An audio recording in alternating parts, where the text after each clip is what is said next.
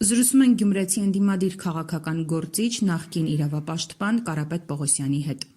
Պարոն Պողոսյան, այսօր ահազանգ եղավ այն մասին, որ Աննա Հակոբյանի ազգականը, ով Գյումրիում ՔՊ ցուցակի երկրորդ համարն է, իր ձեռքով փաստաթուղթ է կեղծել։ Կխնդրեմ ասեք, թե ինչի մասին է խոսքը,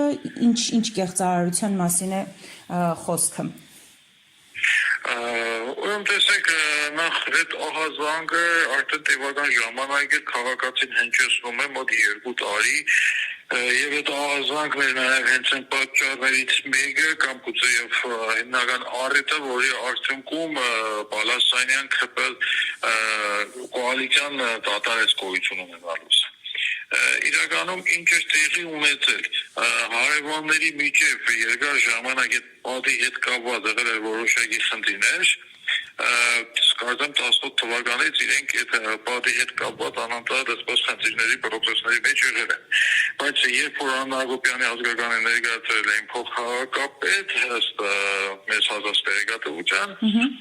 ինքը իր առաջի գործը որ արել էր, այնտեղ թույլ է տվել այդ պաշտոնական կիրտիկը, այսինքն մահացած մարդու անունից գրել էր համաձայնագիր եւ այդ համաձայնագրի արդյունքում դիմել էր կադաստր եւ սեփականաշնորհել հարևանի պատը,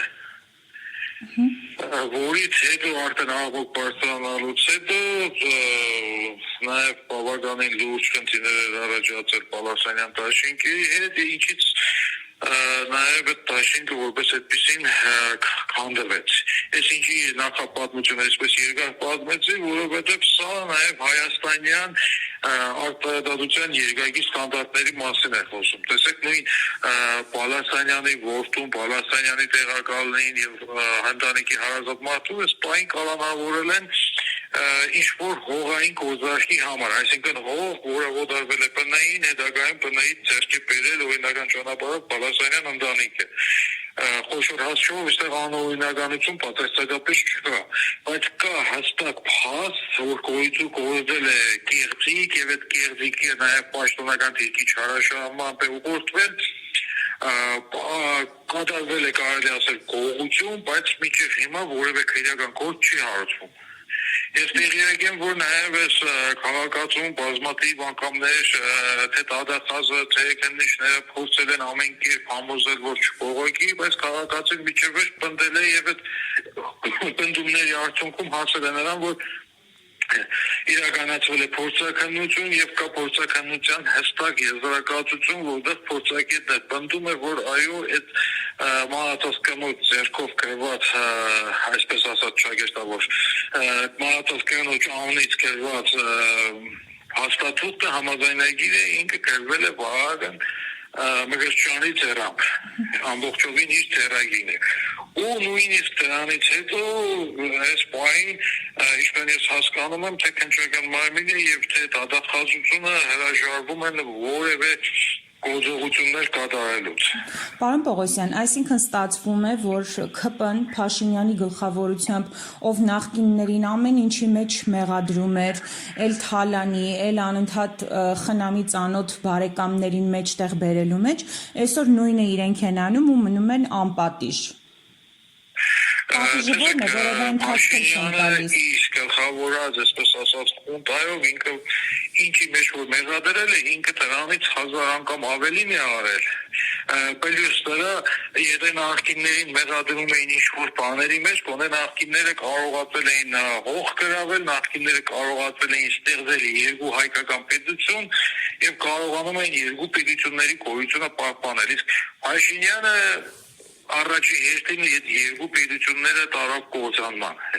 Իսկ ինչ վերաբերում է այո թալանին, ինչ վերաբերում է կեղծարարությանը, մենք բազմաթիվ նմանատիպ դեպքեր ունենք արդեն։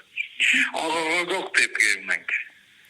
Եվ տեսեք նույն օրինակը բերեն Բալասանյանի որդին ոչինչ չէր արել, բայց արդեն տևական ժամանակի անազատության մեջ է, մարդը օրինական ճանապարհով գույք էր գնել, հող էր գնել պաշտպանության նախարարությունից։ Ամբողջովին օրինական ճանապարհով։ Իսկ այս մարդը փաստաթուղթ կեղծելու հարևանի պատը կողացել է ու որևէ մեկը որևէ ընթացք չի տալիս։ Ընդամենը նույնիսկ իրեն կանչում են, ես տեղեկացա, որ մի քանի օր առաջ նույնիսկ մարզի դատախազը կարծեմ կանչել, ու այսպես փորձել է այդ մարդու վրա ինչ որտեղ ճնշում գործադրել, թե գիտես ինչ կա, արի կլինի դու համաձայնվի մենք քո իրավունքը վերականգնենք, այդ պատը հասնի քեզ, բայց դու փողոք մի գրի այստեղու վրա նկատմամբ, մի փողոքի։ Այդ հայդարարությունն ենք ասել, ինչ է, եթե ոչ պաշտոնական դիրքի չհարաշարմամբ եւ պաշտոնական հովանավորություն հանցագործության կամ հանցագործության մեջ մեղադրվող անձի նկատմամբ։ Պարոն Պողոսյան, այսինքն Գյումրիում եւս ՔՊԱ-ականներին, այսպես ասած, այդ դաբրուն տված է, որ ինչ ուզեն կարող են անել։ Իհարկե, կարևոր է լինեն թուրքասեր։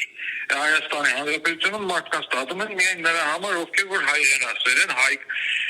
են, իսկ մյուս դեպքերում եթե դու կարող ես թուրքերին սիրել, ընդունել եւ թուրքերը քո համար ամեն ինչ, դու կարող ես նաեւ ամեն ինչ քեզ թույլ տալ։ Ցանկացած տեսանկից անցանք եւ զանցանք։